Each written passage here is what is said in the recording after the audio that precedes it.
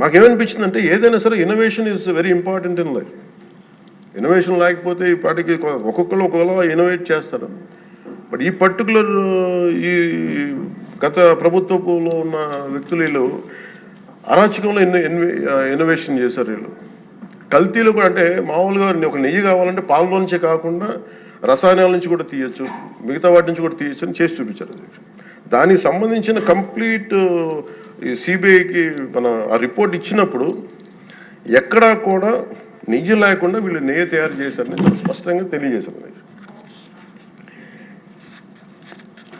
ఇప్పుడు మనం ఏం మాట్లాడుతున్నాం వీళ్ళందరితో అంటే ఎక్కడా కూడా ఈ సభ సాక్షిగా చెప్తున్నాను, ప్రజలకు కూడా తెలియాలి, ఎక్కడా కూడా గత ప్రభుత్వం తాలూకు హెడ్ చేసిన వ్యక్తి చేశారని ఎక్కడ కూడా నేను ప్రత్యేకించి మాట్లాడాలి. నేనేం చెప్తాను, టీటీడీ పాలక మండలి బాధ్యత ఇది.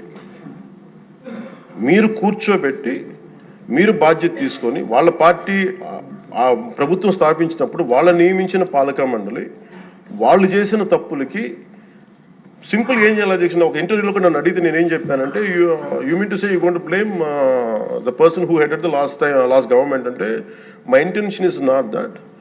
My intention is always to say that who did this, who are the perpetrators. A perpetrators is more or less they are the TTD board. Let them be accountable for that. ఎక్కడా కూడా నేను ఈ వ్యక్తి గురించి మేము మాట్లాడలేదు, ఎందుకంటే డైరెక్ట్గా ఇన్వాల్వ్మెంట్ ఉందని మనం చెప్పట్లేదు. అది ఎందుకంటే వాళ్ళు నియమించిన బోర్డు ఇది. కానీ వాళ్ళు ఏం చేస్తున్నారు అక్కడ కూర్చోబెట్టి, ఎక్కడా కూడా సింపుల్ ఏం చేయాలి దీక్ష, నిజంగా నేనేం చెప్పాను ఆ ఇంటర్వ్యూలో కూడా, ఆయనే తప్పు, నాకు సంబంధం లేదు, మేము పలానా టీటీడీ బోర్డు చేసింది ఇది, ఆ టీటీడీ బోర్డు మీద మీరు నిష్పక్షపాతంగా ఒక కమిటీ వేయండి, ఆ దోషులు శిక్ష పడేలా చేయండి, వాట్ ఎవర్ దాని అవుట్కమ్ ఏముంటుందో దాన్ని బయట పెట్టండి, ఇంత సింపుల్గా తేల్చేయచ్చు. వాళ్ళు వెనకెందుకు వేసుకొస్తున్నారు నాకు ఈ రోజుకి నాకు అర్థం కాదు. ఈ రోజుకి వెనకేసుకు రావాల్సిన అవసరం లేదు. వెరీ క్లియర్ కట్ రిపోర్ట్ ఇచ్చింది. ఇందులో కంప్లీట్గా అసలు నెయ్యి లేకుండా వీళ్ళు నెయ్యి తయారు చేశారు కనుక రసాయనాలతోటి పామ్ ఆయిల్ తోటి వీటన్నిటితో బేస్ చేసుకొని నెయ్యి లేకుండా నెయ్యి తయారు చేశారు. It's very clear cut, it's evident.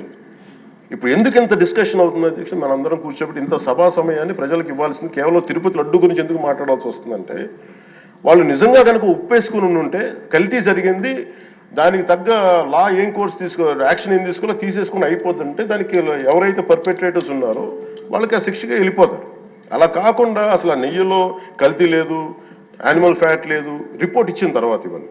అందుకని ఈ సభ ఈరోజు ఇంతమంది మాట్లాడాల్సి వస్తుంది.